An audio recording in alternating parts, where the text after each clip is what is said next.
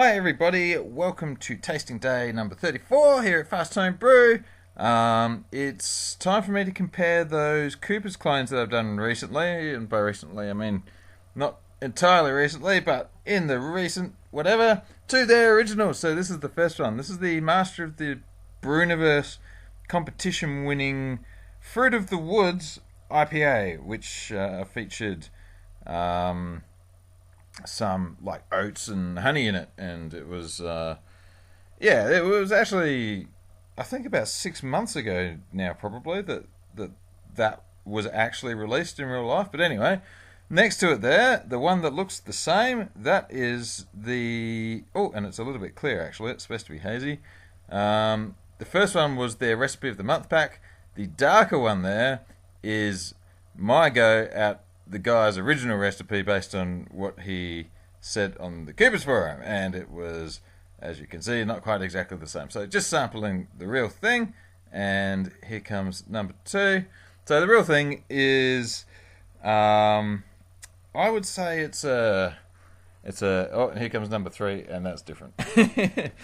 it's a bit of a less is more beer. You know, there's a fair bit going on in there. Oh, here I am comparing the smell. And actually, the smell of these two was about the same. They got the aroma just about straight on, so that was good. But it's a bit of a less is more beer. You know, the guy must have done a good job of restraining himself with the honey and the oats and the hops and that, to make sure he didn't go too over the top and just do something ridiculous. So it's actually a pretty well balanced brew, that one. And it looks like some social media is going on there. So my one, by my one I mean the one on the right, it's actually, yeah. Well, anyway, obviously I didn't quite get the colour right, and it tastes a lot maltier than the first one, than the original. The recipe of the month one is actually very similar to it, but yeah, I mean, I like them all. And I'm getting a second opinion by the looks of it, and I've mixed them around for dogs. So dog's trying, what's that? That would be the recipe of the month. This is the original, and this is, by original I mean the commercial one. This is the original recipe. And what do you reckon, Doug? Which one's your favourite? The commercial one. Well, that's good. That one's second? Yep, that's good. And which one do you think is the real one, Doug? That one, yeah, you're spot on. Very good, Doug. Okay, so now, these were all fairly grain heavy, and in fact, that one, the darker one, the original recipe. Oh, what am I giving this? 2 thumbs up. That's good. The darker one was almost like a mini mash with a kit base. So yeah, that's pretty good. This one is about they're both about. I'm giving it a thumbs up, and there's a little waggle there. I'm not sure why. They're both really tasty. This one's equally as tasty, but with a little bit more malt complexity.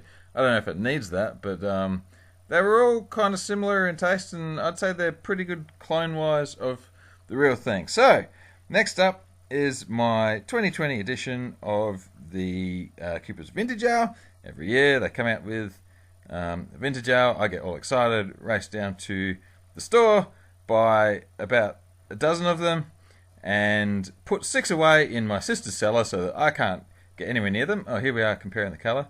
Okay, so that's the commercial one on the left, the clone on the right, and you can see that the colour is quite different there. But anyway, and the head is a different colour too. It's got a darker head on it. I guess that comes with the colour, doesn't it? So this one's kind of nice. Oh, this one's delicious. What am I talking about? Of course it is.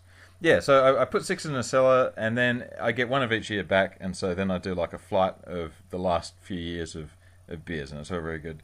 Oh yeah, on the label usually they explain a bit, like the 2019 one was all about the local malts from Kangaroo Island and that. This one didn't really give anything away, so they didn't say what hops or anything were being featured. It was just like, well, here's our freshest ingredients. But yeah, so unlike the last one, and I think I didn't quite finish saying that they were the least kit-like tasting kit-based beers I've ever made, and probably because of all the mini-mash stuff. That's the Master of the Brewniverse. This one does have that distinct kit taste to it. You know, this homebrew tastes like homebrew taste.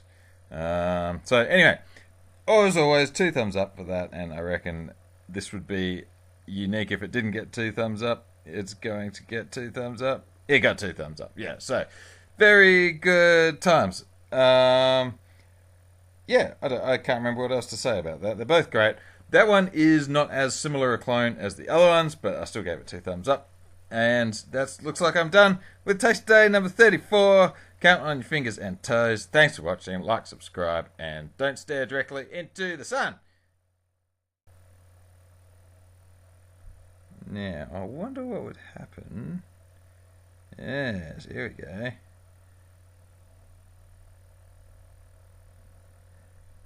Yes, that was an exercise in pointlessness.